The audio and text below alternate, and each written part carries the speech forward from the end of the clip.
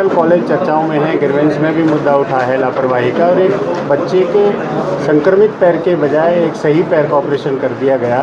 अब पीड़ित परिवार काफ़ी अपनी डिमांड कर रहा है और इस लापरवाही के लिए डॉक्टरों पर कार्रवाई की मांग कर रहा है। क्या कहेंगे? मैं समझता हूँ कि शहीद हसन खां मेडिकल कॉलेज इस ज़िले के लिए नहीं, इस 3-4 ज़िलों के लिए हरियाणा को एक बहुत बड़ी सौगात थी, बहुत बड़ी सुविधा थी और बहुत बड़ी एक चिकित्सा लोगों के मन में था कि उससे हमें राहत मिलेगी। लेकिन मैं समझता हूँ कि जब से भारतीय जनता पार्टी की सरकार आई है, आप देख सकते हो कि एक बच्चे का जिसका पाँव होना था, इतनी बड़ी लापरवाही जो है इस लेवल में मेडिकल कॉलेज पे हो, तो उसके लिए दोषी डॉक्टर तो जिम्मेदार हैं ही हैं। मैं समझता हूँ सारा सिस्टम जो है वो सवालिया निशान हो रहे हैं। कभी टंकी में बंदर जो है मरा हुआ मिलता है, कभी लोगों को रेफ़र करने के लिए मतलब हर रोज़ मतलब इलाज करना करके, कभी दवाइयों की है, कभी सुविधा की बात होती है, तो अभाव है।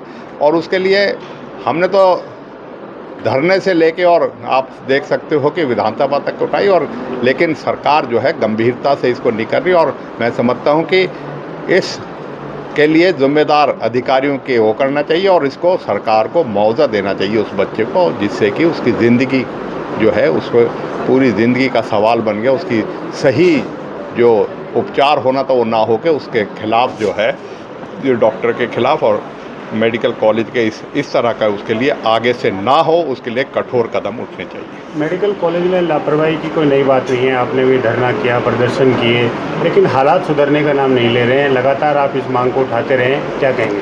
मैं पिछले हफ्ते भी जो है additional chief secretary Sumita Mishra ji से मिला था और मैंने उसमें भी बात कही थी, और हम प्रयास कर रहे हैं कि किसी तरह सरकार को इस चीज़ के लिए बाध्य किया जाए कि हज़ारों करोड़ रुपए की लागत से एक हमारी संस्था बनी है।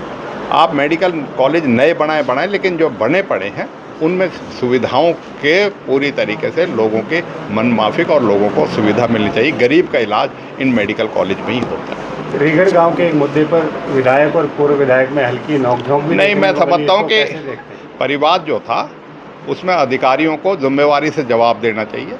रेनीवेल परियोजना की पानी की सप्लाई पूरे ज़िले में मैं दावे के साथ कह सकता हूँ कई दिनों तक नहीं आती है, और अधिकारी जब दावे दूसरे तरीके से करते हैं या बरगलाते हैं, उसको रोकना हमारा काम है। और हम इसी वजह से शामिल होते हैं बैठक में, जिससे कि सही स्थिति से अवगत सरकार को कराया जा सके। एक जैन जी का आंदोलन अब समाप्त हो चुका है, लेकिन कांग्रेस अभी भी लगातार भारतीय जनता पार्टी समझता हूँ कि क्या रणनीति इस देश के युवा और छात्र मुबारक के बाद के मुस्तहिक हैं कि उन्होंने किस तरीके से एक अहंकार और एक तानाशाह से भरी हुई सरकार को झुकाने का काम किया।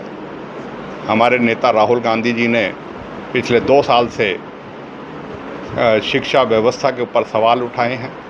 छात्रों की गूंज के माध्यम से कोटा से एक अभियान शुरू किया था। मैं समझता हूँ कि छात्रों की और युवाओं की बात को सरकार को संजीदगी से लेना चाहिए, लेकिन सरकार का अपना वही चिर परिचित अंदाज है कि किसी भी, चाहे किसान आंदोलन हो चाहे और कोई हो, उसको अपने हिसाब से देखती है। मैं समझता हूँ कि इसी जो है आंदोलन अब का जो है बेशक ख़त्म हो गया, लेकिन ये बातें जो हैं आज भी प्रासंगिक हैं और आगे चल के भी संघर्ष भी होगा, और कांग्रेस पार्टी इस तरीके से युवाओं को और अपने छात्र छात्राओं के हितों के लिए लड़ाई लड़ेगी।